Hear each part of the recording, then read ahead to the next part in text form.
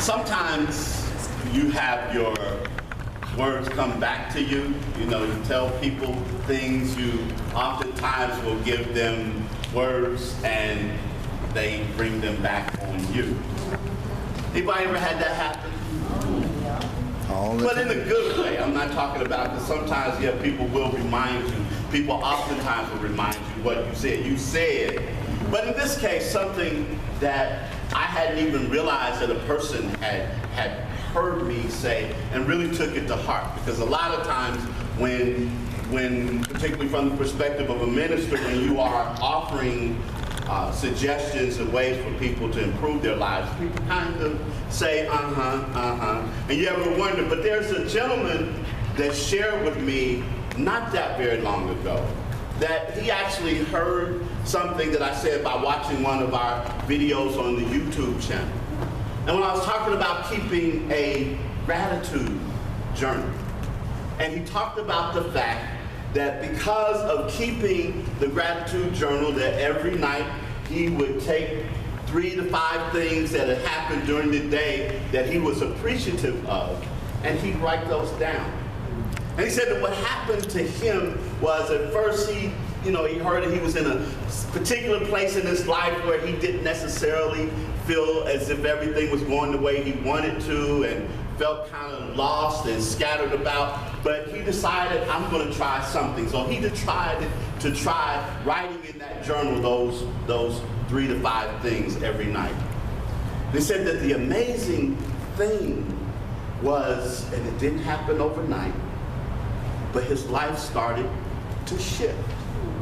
That he started to see things from a different perspective, and rather than looking for things to go wrong during the day, he was constantly looking for things to go right, so he'd have something to write in his journal. And as he continued to look for things to go right, he said, I found myself finding more things going right than I did finding things that were going wrong. And it made me think about what I like to call the power of appreciation. I know we're talking about the power of the decision, but I think that appreciation goes along with that. And I saw when what he was sharing with me, that when he made the decision to see things differently, when he made the decision to appreciate things, it changed things for him. And I think it's really important that we understand that what we appreciate grows. What we appreciate grows. I have evidence of that in my own home, that when we are trying to tell people how to get to our home and where we're located, one of the things that I say to them is, look for the white house that's on the corner with the pretty flowers out front. Yeah. And my wife, Emma, she waters them constantly. I help sometimes. But she waters them constantly. But if you were there on that porch, you would also very soon discover something else. That as she is watering the flowers, she's going, hey there, baby. How you doing? You can go, oh, mama's proud of you. Ooh, you're so pretty. Look at those leaves. But the thing about it is, if you drive by our house, the flowers are bursting out of the flower boxes. They are there. And in the yard this morning, I looked out the door and I saw one of the cannas out there. It was yellow and it's so big and bold. And I called her and said, baby, come look at this flower. You got to see this. Because what you appreciate grows. And when we think about the word appreciation, even one of the senses of it has in it the whole meaning of growth. Because, you know, things appreciate. We talk about them and refer to them as appreciation. Real estate appreciates. Certain art appreciates. Certain investments appreciate. But did you also know that appreciation can transform what seems to be little or not much into something much larger? And I go to a story, to an account about the master teacher, Jesus, when he had been teaching for all day, and his disciples came to him and they said, well, you know, Jesus, we've had these people here all day. They've been listening to you, and we know they're hungry. And now you need to send them home so they can get something to eat. And Jesus said something to them. He said, you give them something to eat. And they looked at him and said, we don't have much. We don't really have anything. And he said, you give them something to eat. So they looked around and they found this little boy who had, the scripture tells us, 5 barley loaves and 2 fish. Now I want you to understand something, that barley bread, barley loaves, was about the closest thing that you can have to no bread at all. Barley bread was poor people's bread. And so he looked at that barley bread, and then he had 2 fish. Now, they didn't have Captain D's, Catfish Cabin, and Long John Silver's in those days. And the fish that they had wasn't catfish or whiting or buffalo or tilapia or any of those things. Because of the conditions that they were out there in that region at that time, the fish had to be pickled. So they were little small fish because they're better for pickling. But what the story tells us is that when they brought that 5 loaves and those 2 fish, that the first thing that Jesus did was he gave thanks. He appreciated what it was. And then after that, they started distributing, and there was more than enough. And whatever way you look at this story, whether you want to look at it from a literal standpoint or metaphysical standpoint, the point is that when you begin to appreciate something, it grows, it multiplies, it transforms, it becomes more than what it started out to be. When we appreciate it, those of you that are in relationships, whether it's with a significant other or whether it's family relationships, work relationships, whatever kind of relationships that it is, that when you decide to appreciate the people that you're in relationship with, it shifts, it changes. When you say thank you, when you let that person know you don't take them for granted, when you say thank you for the little things, when you let that person know just how special they are and just how important it is to have them in their life, the relationship grows. It can transform. And I think about another story that was told about Jesus when he had been out and he had been gone for a while, and he'd been told that his friend Lazarus was sick, and then he still delayed, and when he finally got there, it had been 4 days since Lazarus had died, and Jesus got there and they came up to him, and his sister said to him, if you had been here, my brother wouldn't have died. And other people said, he's been in the tomb for 4 days, he's stinking. Why is he even here now? It's too late. But again, it tells us that as Jesus walked over to the tomb, he said, roll the stone away. And they said, but he's going to be stinking. Just roll the stone away. And then again, before anything else, he expressed gratitude. He said, thank you for what's about to happen. And again, as he called forth Lazarus' name and says that Lazarus came forth. Now, whatever way you decide again to take this story, the point is that there's power in appreciation, that it can revive things. Emma will tell you that last year those flowers grew nowhere near how they're growing this year. But the fact of it is that those continued words of appreciation transform and revive. And the words of appreciation that we give one another can transform and revive us. And then the final thing is that appreciation can sow seeds that reap benefits long after we have done so, even when we don't expect them. I grew up in a church in Dayton, Ohio that was called Philip Simple Seating Church, and we had this woman there. Her name was Mrs. Wilkes, who was a nurse. She worked at the VA hospital, and she was a dedicated nurse, dedicated to her profession. At work, she was known for that. In the community, she was known as a nurse that was always on call, if you will. She was always there for people. And at church, it was no different.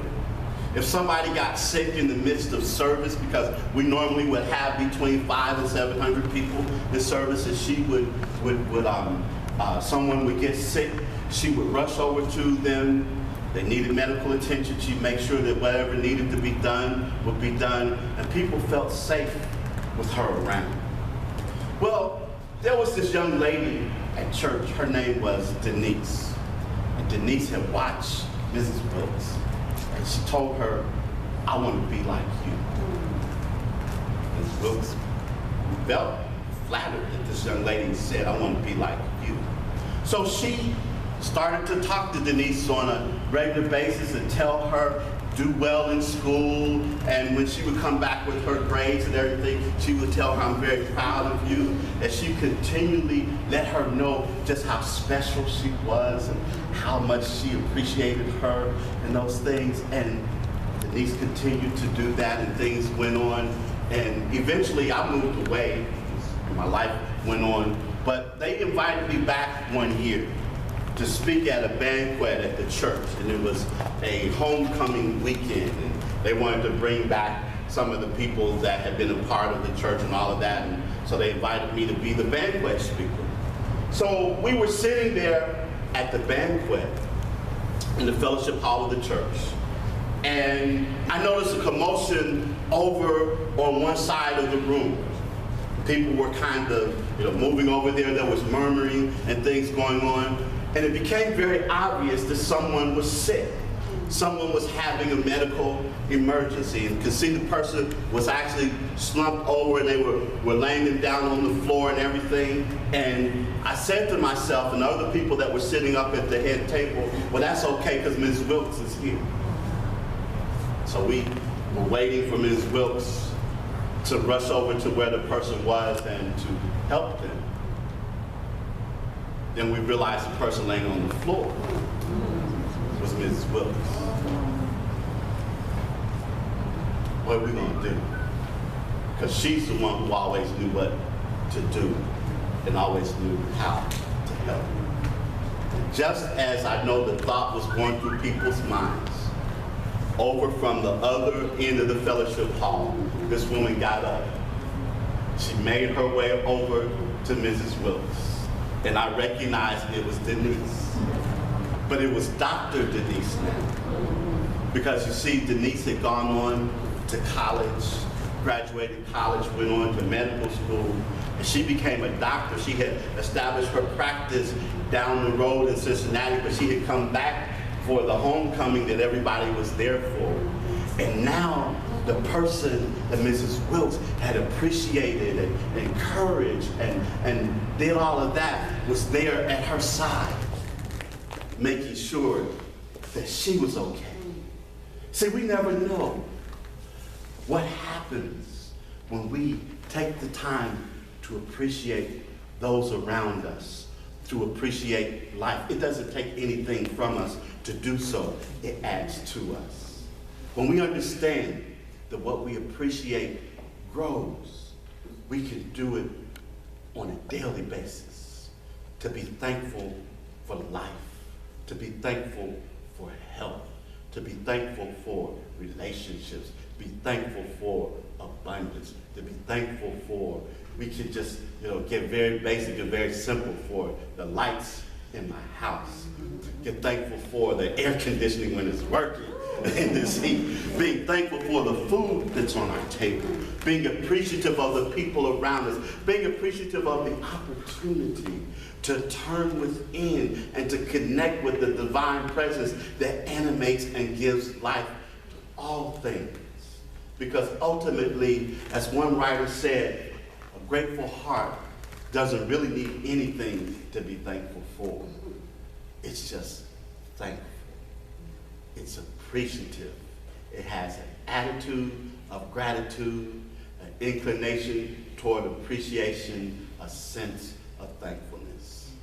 So I'm going to end by telling you, I'm appreciative for each and every one of you. I appreciate you. I love you. I say that you are the best. The best. Thank you. And so it is. So it is. So it